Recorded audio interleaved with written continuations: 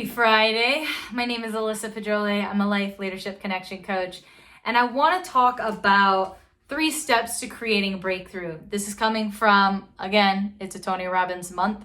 I'm reading 2 books each month this year, but this bad boy and Life Force that was shared in the previous video a couple weeks ago are being stretched over June and July because they are massive. Great books, strongly recommend them. But today I wanted to talk about the 3 steps to create a breakthrough. So before we get into those 3 steps, it's really, really important to understand that the 3 areas that cause us pain in life is our finances, our relationships, and our bodies. Finances, relationships, and our bodies. And when we take into consideration that in the United States alone, 7 out of 10 Americans are overweight, we have to understand and take responsibility that our health, our mental, emotional, and physical absolutely correlate and impact our relational and our financial. So it's really important to not be a victim and kind of slum it and live a stagnant life, because that will directly correlate your relationships and your finances. So if you want to change your life, you have to 1, change your strategy. 2, you have to change your story. And 3, you have to change your state. The frustrating thing about the strategy is you have to find the strategy that works, that goes best with who you are. And finding someone who's doing it and reaping the same rewards is the most effective way. If you start with a proven plan and a right strategy, you can literally convert decades of struggle into days of achievement. You can avoid the inevitable frustration that comes with learning something for the first time, trial by error. Instead, you can get the results in days instead of years by learning by people who have already achieved the success. So it's important to know, if you want something, you have to surround yourself with an expert that's already getting the results that you want. Strategy alone isn't enough though. So really wanting to make sure that looking to someone who has not developed real wealth or real health is a recipe for disaster. The fundamental thing, the key in your strategy, is find someone who is receiving the results that you want already. The power of your story. Holy moly.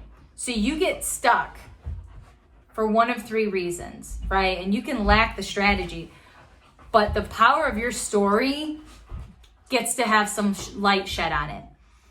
You have to work to find strategy to becoming fit, strong, healthy, or wealthy. But the real problem is you have to bring in your human factor. 80% of success is in the psychology and 20% is in the mechanics. So here you have this strategy, this story, and this state. And you're gonna think, I want it instantly, I want it now, and I just gotta do something. However, it's not. It's what you are thinking. It's who you are being. It's how you are showing up. So to solve this riddle, we have to delve into the psychology of individuals' values, beliefs, and emotions that drive us. When someone has the right strategy in front of her and she still doesn't succeed, it's because she's missing the second key to the breakthrough. It's the power of her story.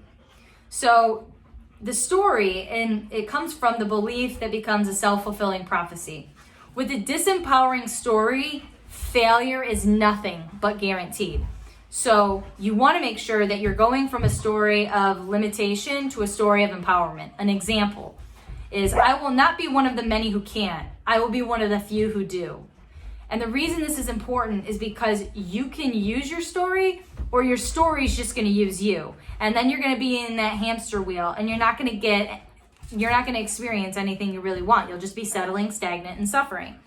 So it's really important that you take ownership, that your stories control your emotions. And your emotions are what drive your actions and behavior. Stories control your emotions, and your emotions control your actions and behaviors. So it's really important to understand that your emotional stress can impact you physically and psychologically. When you change your mind about stress and you take ownership of it and you acknowledge it and you become more conscious in creating and controlling that story, you are going to yield so much profound, like better results. Let's see. I'm just wanting to make this as short as possible. Oh, and something also with the story, because a lot of people have their own relationships of story. The only way to become wealthy and stay wealthy is to find the way to do more for others than anyone else can do in that area of people of real value and be really valuable. Money is one of those blessings, is only one of those blessings, but it is a blessing. It's simply another form of freedom and abundance. So money is nothing more than a reflection of your creativity, your capacity to focus, and your ability to add value and receive back. I'm going to repeat that. Money is nothing more than a reflection of your creativity, your capacity to focus, and your ability to add value and receive back. So you really want to make sure that you understand your whole world changes when you change your story. So divorce the story of limitation and marry the story of truth, and everything's going to change. The last thing I want to go over is your state.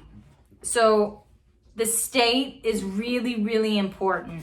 By changing your body first, you will change your mind. That's why things of power poses are so important, and they've proven to be effective for people that are wanting to make a difference, whether it's giving a speech, launching a proposal, proposing to someone. Like, you want to make sure you're understanding the power of your body.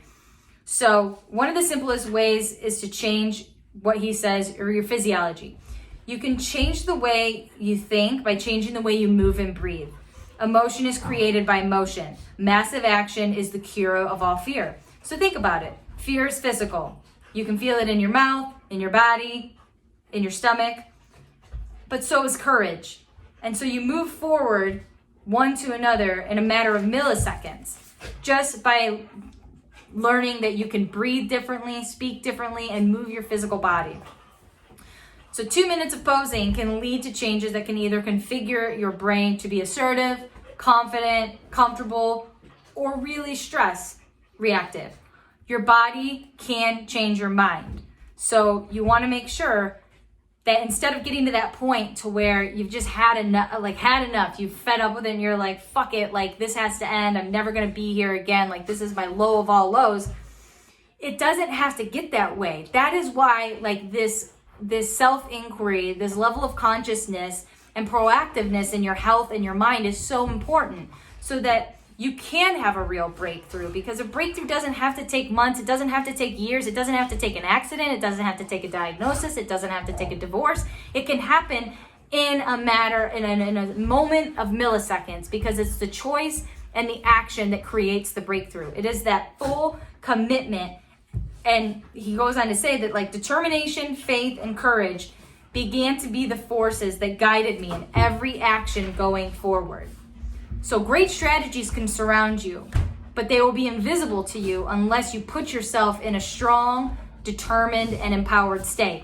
And that's where the state comes in. Use your body as a tool to snap yourself into a place of sheer will, determination, and commitment.